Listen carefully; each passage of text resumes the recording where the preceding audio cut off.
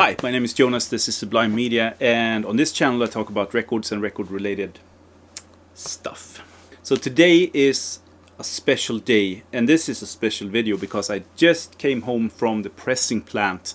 Actually, fresh from the press was the release Hansson Carlsson Crescendo Live 1968 Volume 1 and Volume 2.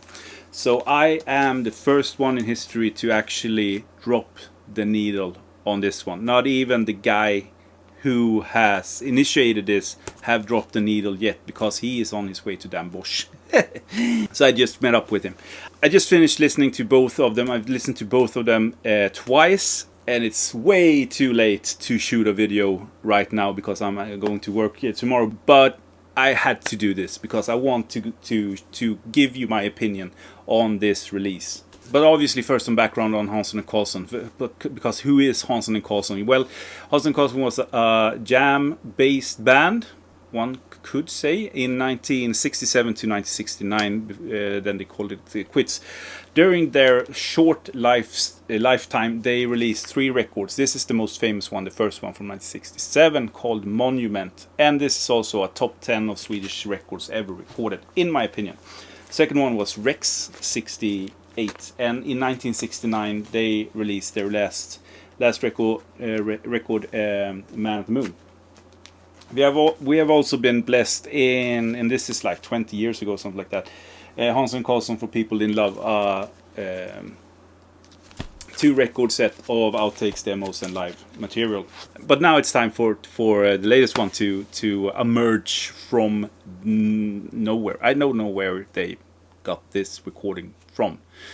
Anyway, so Bo Hansson is maybe the most famous for all you guys out there. Bo Hansson did the Lord of the Rings record in 1971, Sagan om ringen, which had a huge international success. Pressed first here in Sweden and then actually on Charisma in England. All of his records, except for the last one, are masterpieces in my opinion, and are pivotal in the sort of Swedish music history. But unfortunately, like many artists, he struggled with personal problems and died in 2010. Poor and alone, sort of. There's a documentary on him and his life and his music. It's wonderful, but it's so freaking sad. Now, Janne Carlsson was the drummer in the band. He was a very renowned jazz drummer actually at this time period. Played with Dexter Gordon and Lars Gullin, to just name a few. And after Hansson Carlsson, he actually went a completely different path. Had a fantastic acting career and television personality, and all the way up to his death in 2017, he was one of the most famous people in Sweden. So Hansson Carlsson played sort of jam-based music, really, like organ and drums.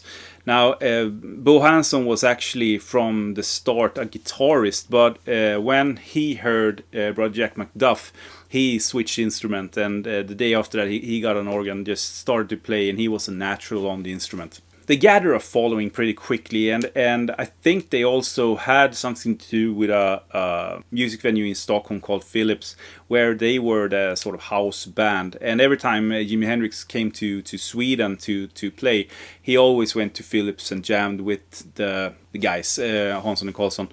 And I've heard there are actually recordings of Hansson Carlsson playing with Jimi Hendrix, but the Jimi Hendrix estate isn't that keen on releasing that. If I understood correctly, they went on to be great friends, and they were actually talking about doing some sort of collaboration, but Hansson Carlsson quit before they actually could do anything. But Jimi Hendrix did a cover of the Hansson Carlsson song Tax Free, which is a recording that you can listen to.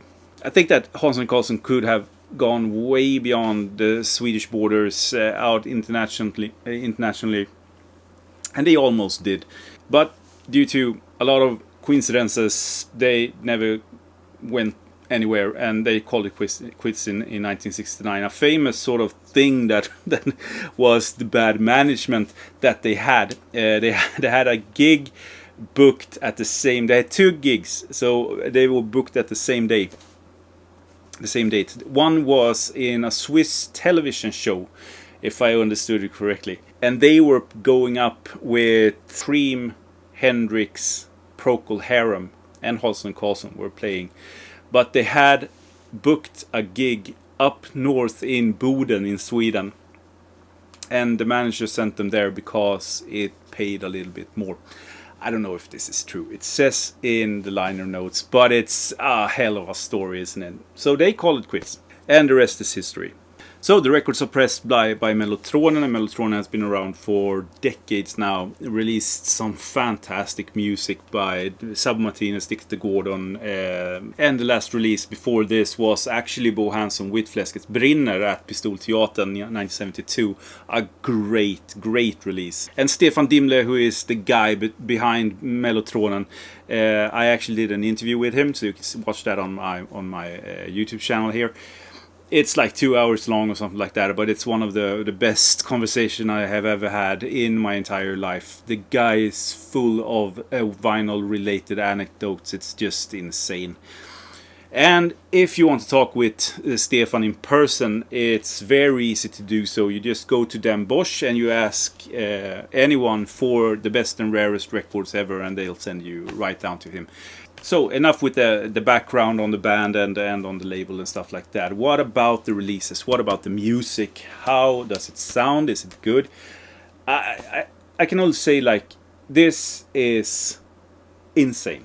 Like, the recording quality, I had very low expectations of the recording quality, because this is a hidden sort of gem dug up from I don't know where and shoved into the world. We don't see recordings of Hansson Carlsson from 1968 every day. And if this was recorded, then how does it sound?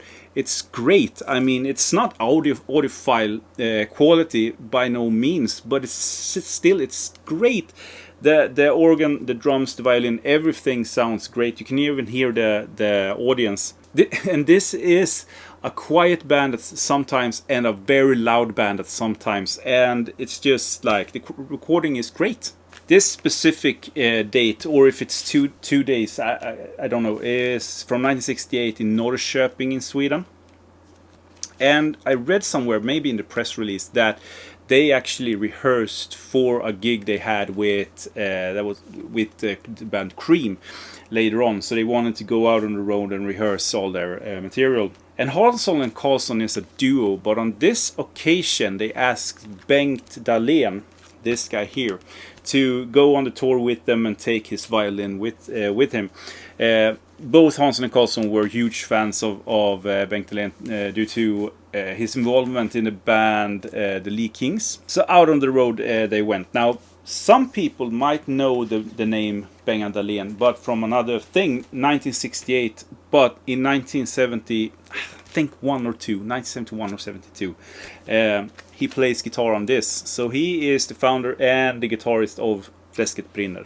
Again, one of the best records ever recorded in Sweden. If you are a psych or a prog fan at all, this is great. Perfect example of Swedish prog. But he was a guitarist in this. What people, I think at least, what people don't know is that he was a school violinist, and in 1968 he went out on tour with Hansson Carlsson. And what we get is a fast-paced, super jam where the violin almost works like a guitar at times. They really play off each other, and this is the sort of the venue for these guys to stretch the songs, to really jam it out. And actually I read that in interviews that when Papers and stuff like that asked Carlsson which of the records that he thought was the best one by Hansson and Carlsson, he always said, and without hesitation, none of them, because Hansson and Carlsson wasn't a studio band. They were a live act that jammed and should be experienced in that way. So I think that in a way this is the absolute best example of Hansson and Carlsson. And today we are used to see a violin in progressive sort of acts. We know that King Crimson did it, and especially Zappas Hot Rats, you have a violin. But in this is in 1968. This is years before King Crimson and also Hot Rats. to wrap it up, great recording, great music. I mean, two discs, and I'm just glad to be able to, in 2023, listen to a recording by Hansson Carlsson from 1968 in this quality. It's just insane. And also being able to not only listen to it, but have it on vinyl is just a dream come true. I'm not 100% sure, but I think that they were released on colored vinyl, 300 copies each, and on black vinyl, 500 copies each. I've only played the colored variations of them. The first volume 1 on lime green, and the second one on sort of orange. Really good, nice colors. Comes with is insert with bio and information about the concert, and it's printed in a sleeve with photos from the concert, so rare photos. It has everything you want, and this is one of the coolest photos I've ever seen of a band in Sweden. So I'm pretty excited, and obviously I have a web shop, so if you want a copy, just let me know, or go to sublimemedia.se and book or buy your own, depending on when you see this, your own copy, if they still are available. So yeah, that's it. That's everything for me today. I'm going to bed, and thank you so much for watching. Please comment, and I'll talk to you in my next video. Have a great day, everyone.